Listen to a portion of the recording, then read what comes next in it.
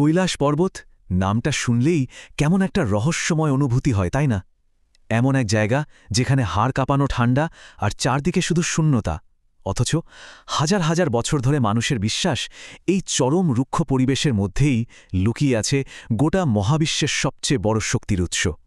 চলুন আজ বরফে ঢাকা এই অনন্ত ধ্যানের জগৎ থেকে শক্তি, শান্তি আর আধ্যাত্মিকতার কিছু গভীর শিক্ষা খুঁজে বের করার চেষ্টা করা যাক।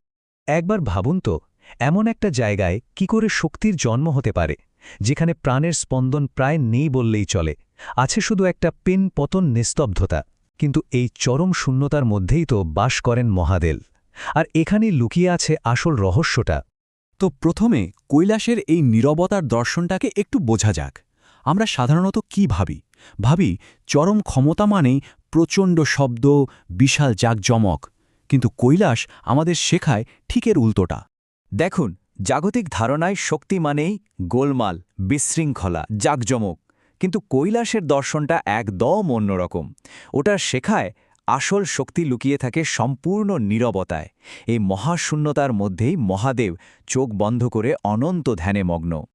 ব্যাপারটা অনেকটা একটা বিধ্বংসী ঘূর্ণিঝড়ের কেন্দ্রবিন্দুর মতো, যাকে বলে I of the storm.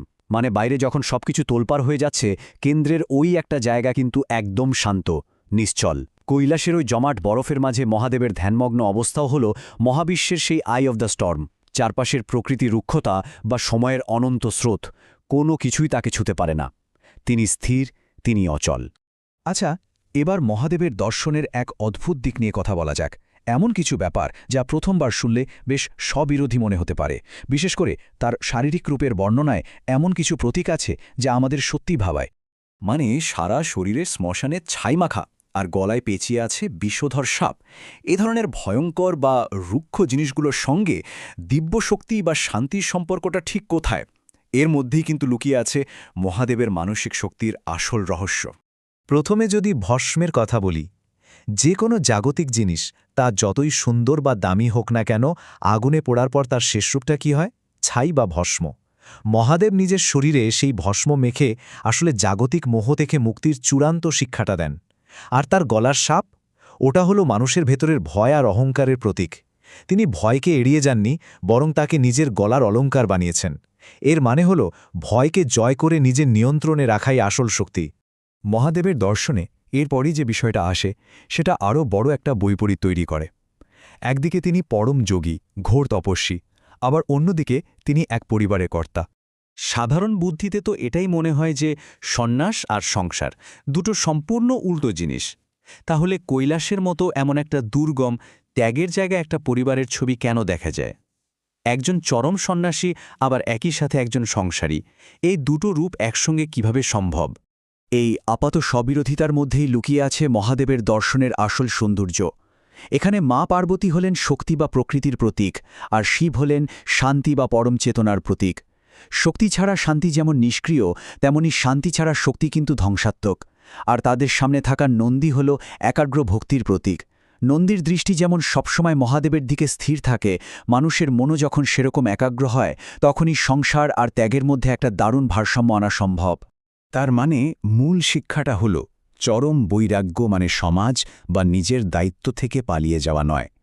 Mahadev দেখিয়েছেন যে চরম নির্লিপ্ততা বজায় রেখেও কিন্তু পরিবার এবং এই বিশ্বের প্রতি নিজের সব দায়িত্ব পালন করা যায়।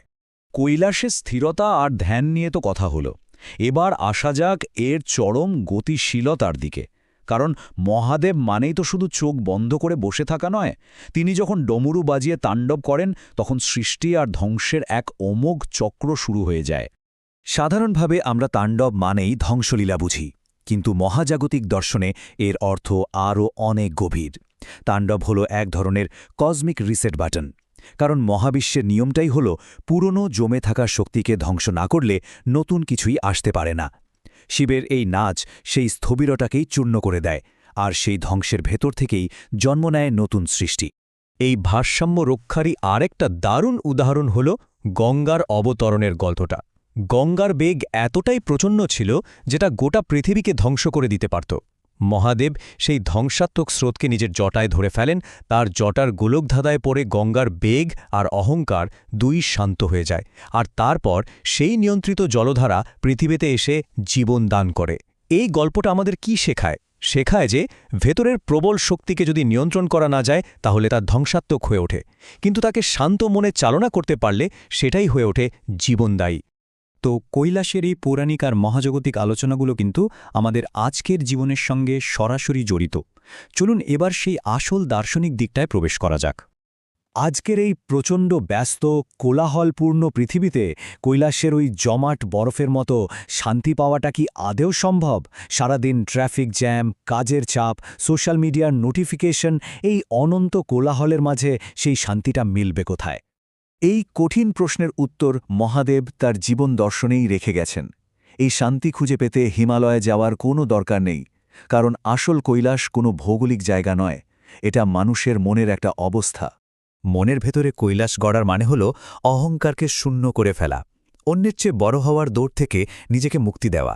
বাইরের জগৎ যতই গোলমাল করুক না কেন, ভেতরের কৈলাস যদি শান্ত থাকে তাহলে কোনো কিছুই বিচলিত করতে পারে না, আর এটাই হলো আসল শক্তি। এই আলোচনা শেষ করার আগে চলুন একটা শেষ প্রশ্ন নিয়ে ভাবা যাক, যে অনন্ত শান্তি আর শক্তির খোঁজ আমরা সারা জীবন বাইরে করে বেড়াই, তা আসলে আমাদের নিজেদের ভেতরেই তো লুকিয়ে আছে। আজ দিনের শেষে যখন সব কোলাহল থেমে যাবে আর নিজের সঙ্গে একা হওয়ার সুযোগ মিলবে, তখন নিজেকেই একবার জিজ্ঞেস করে দেখুন তো, আপনার ভেতরের সেই কৈলাস আজ কতটা শান্ত।